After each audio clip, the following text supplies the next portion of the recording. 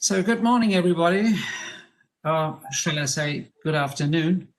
A warm welcome to the audience of our September's Toxic Lunch. Today's guest is straightly coming from the UK. Please receive with cheers Mr. Martin Bloomfield from, and I hope I pronounce it right, York. Hello. Now then? Now then, York.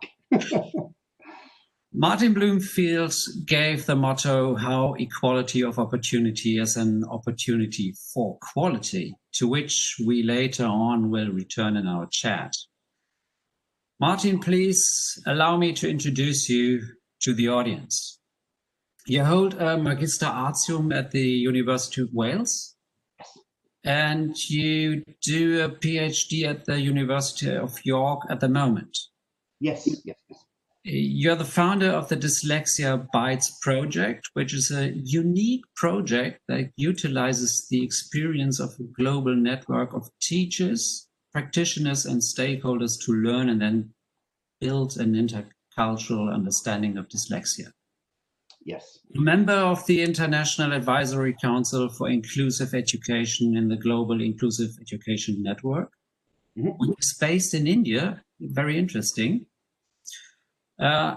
You're associate trainer in steering projects for York Associates, which is an international organization with branches worldwide and has a head office in Malta, and which is specialized in leadership training, intercultural skills, communication skills, English language for specific, often business and political purposes.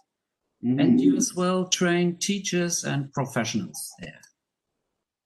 You're visiting lecturer at Leeds City College, at the EMT Lille Douai, Fachhochschule Landshut, and at the North Caucasus Federal University. And I had to research where it is, and I think it's between Ukraine and Georgia, isn't it? Yeah. Yeah, I just broadly say Russia, but it's not Russia. And I'm absolutely sorry, Martin, but somebody let the cat out of the bag. You are nominated for an award, true? I have been nominated, yes, absolutely. Yeah. I won't find out until October. Which award is it? It's called the Eltons. ELTONS, the Eltons. It's an award for innovative practices in English language teaching, teacher resources. Very interesting. Martin, we root for you. Thank you. Thank you. Let us start with a definition of the term dyslexia. Please give us an idea what dyslexia is and what are the indicators.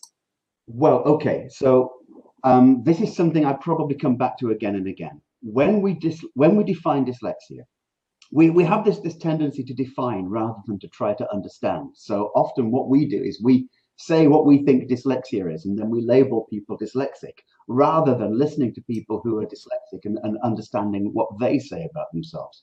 But I'm going to give you three different definitions to give you an example of what I mean. So the British Dyslexia, no, we'll start with the European Dyslexia Association. The European Dyslexia Association describes dyslexia as a reading speed deficit. The International Dyslexia Association, based in America, defines dyslexia as effectively a word recognition fluency deficit, that is, a phonological deficit. And the British Dyslexia Association describes dyslexia as a different way of processing information in the brain. And what we learn from this is that whoever you ask will define dyslexia slightly differently. And so I usually talk about it as a difference in information processing. That means you have some talents in some areas and some deficits in other areas, usually reading, writing, sequencing, getting things in order, what we call working memory, that is the application of short-term memory, and then something that we call executive function, which is effectively most people have a secretary or a personal assistant living inside their heads. and people with dyslexia often don't. And so we find it difficult to order our days, order tasks, prioritize things, deal with sudden change, that kind of thing. Can you present a few facts and figures which illustrate the differences, please? Yeah, sure. Let's look at the European Dyslexia Association. The European Dyslexia Association has a definition of dyslexia, which effectively is a deficit in reading speed. Now, depending on how you measure that deficit in reading speed, different states in Germany measure it differently. And so you get different figures and statistics for how many people with dyslexia there are in Germany. In Saxony, or Lower Saxony, I believe, the figures are 1.3% for how many people have dyslexia. But in other parts of Germany, it's 15.6%. And this is all down to how you measure it. So let's say you take you look at dyslexia as what you might call a deficiency in reading speed. Well, how do you measure the standard deviation from the norm? If you measure the standard deviation from something like 0.5, then you get 1.3% of the Lower Saxony population has got dyslexia.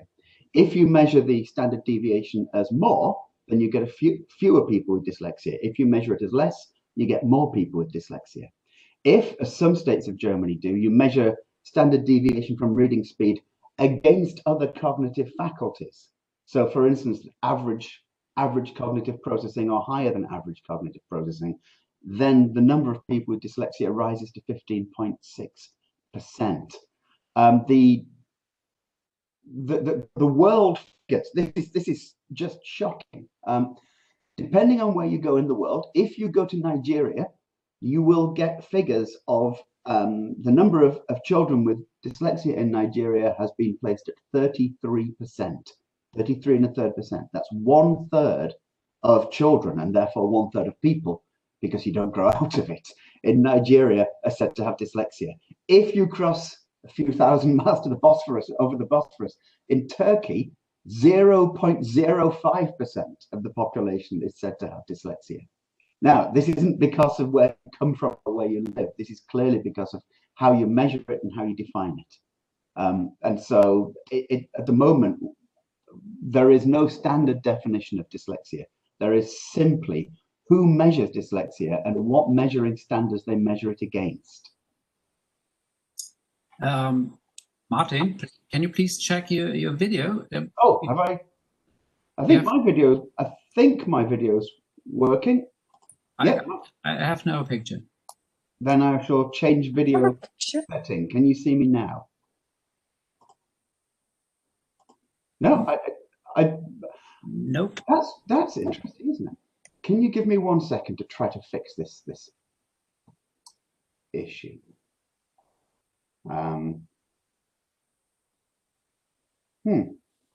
So I shall stop the video and I shall start the video and see whether that makes a difference. I can see myself again. So we can do this with your beautiful voice. Well, I can see myself on video. I'm a little thumbnail next to your left shoulder.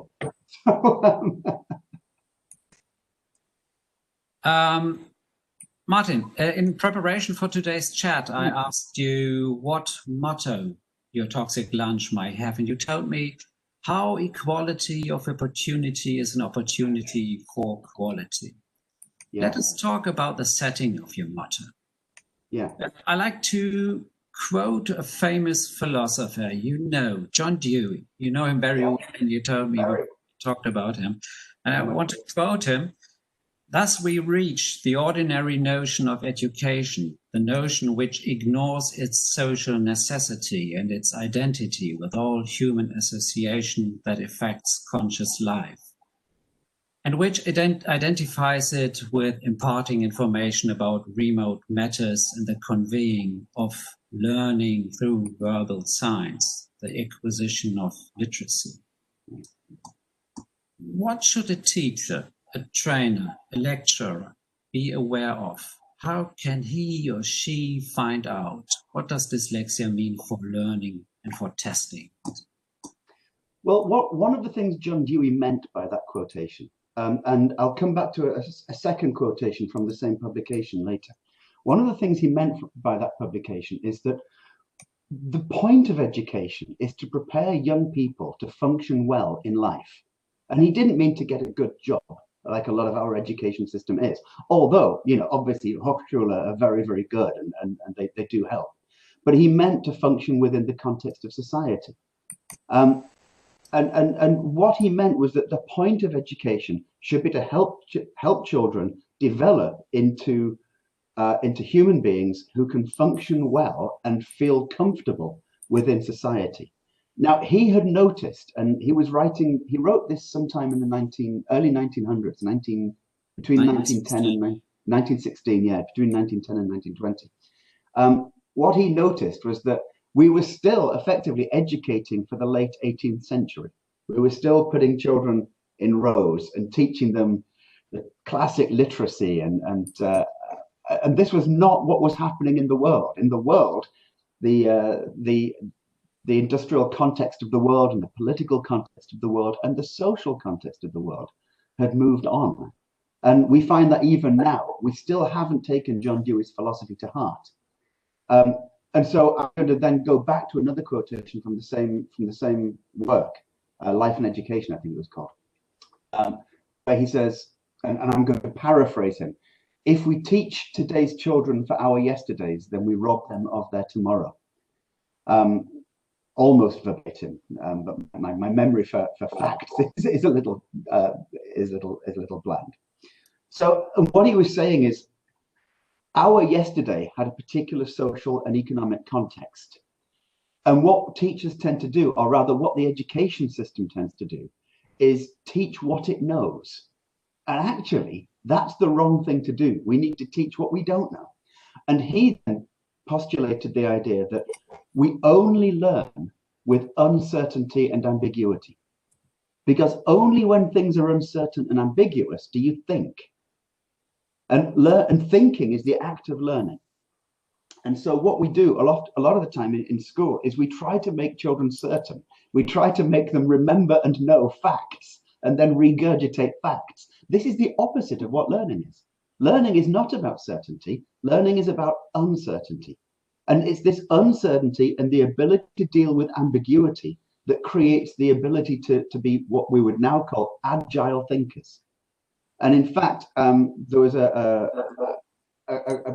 consultancy company called EY who recently pointed out 3 different skills that the workforce of the future needs. One of them was creativity, one of them was the ability to deal with ambiguity, and one of them was interpersonal communication, each of which has been shown through psychological and empirical research to be very high on the list of dyslexic people's skills. And yet education still teaches certainty, not uncertainty. Education still teaches that you have to remember facts and regurgitate them rather than embracing ambiguity. Creativity requires that we get things wrong sometimes. It requires that we open the space to feel that getting things wrong isn't a crime. And yet if you get something wrong in school, you're punished for it. And so John Dewey's philosophy is as relevant today, if not more relevant today, as it was in 1916 when he wrote those words. Let's come back to things of testing, examination. I have an echo. I'm sorry. So, yeah. What does it mean for examination, Martin? There is a fundamental flaw in the principle of examinations. And this is what it is. And it's really, once we highlight it, once we shine a light on it, it becomes quite obvious what that flaw is, what that failure is. What we're doing at school and at university is we're asking students to learn. And learning is about the development of cognitive faculties. It's about the ability to deal with new information. It's about the application of one thought to another thought. It's about growth. What we then do is we test them on facts. What we're testing students on is not the same as what we're teaching them to do. So when we teach students to grow, when we teach students to learn, learning involves, as we know, it involves ambiguity, it involves uncertainty. And yet when we test students, we're trying to test students on certainty. We're testing students on the lack of ambiguity. And effectively, the testing system that we still have in education is not testing students on what we're teaching them, because what we're teaching them is the ability to grow. And what we're testing them on is their ability to remain within tight boundaries. And so there is a fundamental friction between the teaching and the testing at the end. And this is often reflected, by the way, in people with dyslexia. People with dyslexia are typically bright. In most places in the world, it is impossible to categorize somebody officially as dyslexic if they are under-intelligent. People with dyslexia are typically averagely or above averagely intelligent. And yet they tend to fail at school. One of the reasons is we test them. And testing is not an appropriate way. We make them sit exams. And that's not an appropriate way to find out how intelligent a dyslexic person is. It's not an appropriate way to find out how intelligent anybody is, especially dyslexic people who do not respond well to a lack of ambiguity, to a lack of uncertainty, and to a lack of creativity. So what we do is we disenfranchise them of their own learning, and the learning system, or rather the testing system, naturally discriminates against them. And let me put this into neurological terms very, very quickly. We know that the neurology of the dyslexic brain is different from the neurology of the non-dyslexic brain. Now, once we realize this, we realize that when we talk about rationality, what we're effectively talking about is the correct firing of neural networks. And when we say the correct firing of neural networks, implicit in that language is the idea that you think in a particular way. That's what rationality is. It's what right thinking is. You think in a particular way. But where dyslexic people's brains are physically built differently from non-dyslexic brains, we do not think in that way. And so the prejudice that we face from the very beginning is that we are not right thinking. We are not rational. And the education system and the exam system tests on right thinking and rationality. It tests in a particular way of processing and regurgitating information. And dyslexic people neurologically cannot do that because neurologically we're built differently. Let us take a walk on the path of life of people and concentrate on another phase. After school and university, work life usually is the next period of life. Why should employers be aware of dyslexia, and how can employers support employees who are affected by dyslexia? Well, first of all, we can give the figures for the money.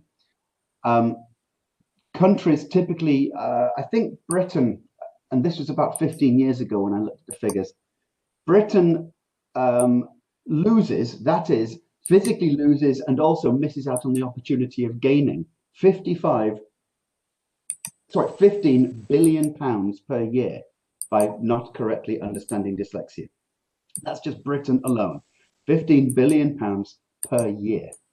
The United States is something like 330 billion pounds per year. Germany will be somewhere in between because Germany's economy is somewhere between the United States and Britain, and your population is higher than Britain's population. So you're going to lose out something like, let's put it in euros, something like 25 to 30 billion euros per year, simply by not understanding dyslexia. This euro haul can be put into better education. It can be put into helping the economy. So that's on a macro level. On a more everyday micro level, what we know is that, as we say, IBM conducted a survey recently of 1,500 CEOs who all identified skills typically associated with dyslexia as the skills of the future. Consultancy firm EY did exactly the same, as I've already mentioned. And McKinsey and Company also showed that neurodiverse organizations tend to perform 30 to 40% better, more efficiently and more productively than what you would call monocultural organizations. And so the very idea of not understanding how dyslexic people think, we know that they're intelligent. We know that when they're allowed to perform to their best, they tend to overperform. The BBC in about 2004, I think it was, did a survey showing that 40% of Britain's self-made millionaires are dyslexic, for instance. We know that dyslexic people tend to perform highly. We know that cross-functional organizations tend to outperform monofunctional organizations. And we know that IBM, EY, McKinsey and Company, all of these consultancy firms, every single consultancy firm that has done one of these tests has shown that the skills that dyslexic people have are the skills we need for the future. And then we return to John Dewey. If we teach today's children for our yesterdays, we rob them of their tomorrow. We rob them of our tomorrow as well. There are a few deep-seated human needs, and you referred to them before. For instance, people need to know who they are as individuals. They need to know which direction they can go. They need to find meanings and purpose in all situations. And as leaders, do we have to use a special way of leadership? What are the future challenges for industry, and what is your approach? Absolutely. Well, one of the things, I work in a company that deals with communication issues all the time. And let's just take, for instance, a very simple communication issue that we might deal with, a language issue. Somebody comes to York Associates and says to us, well, you know, I can't communicate with people. And we say, why? And typically he or she says, my English isn't good enough. Teach me some more English. And the problem with this, of course, is what they typically mean by my English isn't good enough is I don't have the vocabulary, I don't have the grammatical structures. And yet we work out that when they learn this vocabulary, all they're doing is they're complicating their language even further. When they learn more complex grammatical structures, they're either making themselves less certain of their own communication abilities, or they're complicating their language abilities even further, particularly working in international, intercultural and cross-linguistic teams. What they really mean is I find it difficult to communicate with people. And one of the things that we teach about communicating is it's not about building the repertoire of my own vocabulary. It's about building my own skills to be able to listen to what the people I'm talking to mean. Not necessarily even what they want, but what they mean. So one of the things, at school, we hear children saying, I can't read this. What do they mean by that? When we're at university, we say people, oh, I find it difficult to get this in on time. What do they mean by that? And in the workforce, in the workplace, they might say something like, I'm sorry, I don't understand. But what do they mean when they say they don't understand? So one of the key competencies of any leadership isn't to build their own repertoire, their own understanding. It's to learn to listen and ask, what do you mean when you say that? When somebody struggles, and when somebody says, I'm dyslexic, for instance, well, what do you mean? Explain that.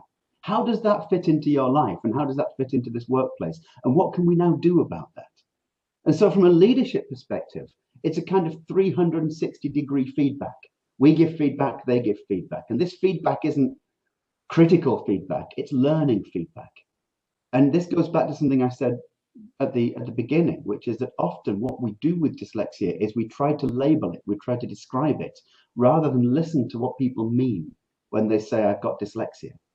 And often when we listen to people, we find out what their skills are and we find out what they need. And so my first competency that I would always say with dyslexia is the ability to listen to what people mean. We are suffering from a scourge of humanity at the moment. We are in the midst of Corona, and everything is changing. Social life, economics, politics, and so on. Yeah.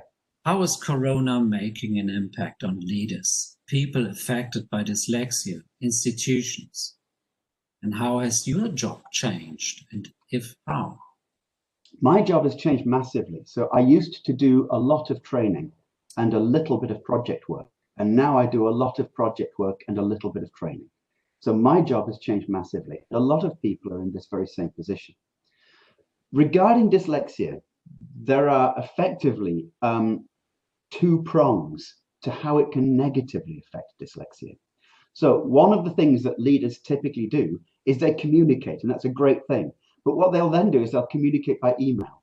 Now, my email inbox is crammed every single morning. I wake up, I look at my email inbox, and it takes me until at least lunchtime to even sort out in my head what I have to do and to go through them one by one and to sort out which email goes with which so that I can look at that one and then look at that one later rather than just go through them in chronological order. This is, for somebody with dyslexia, overwhelming. This surfeit of emails. It's been brought to us by coronavirus because people believe now we're all virtual, we need to communicate more. But of course, the more emails people send, the less time we're going to spend looking at them, the less willing we're going to be to look at them, and the less able we are to comprehend them because it's an avalanche of emails. So the first thing is to ask ourselves, what are we doing when we communicate? And what are we doing when we communicate in the written format? So again, clearly dyslexic people usually and often have a phonological processing deficit.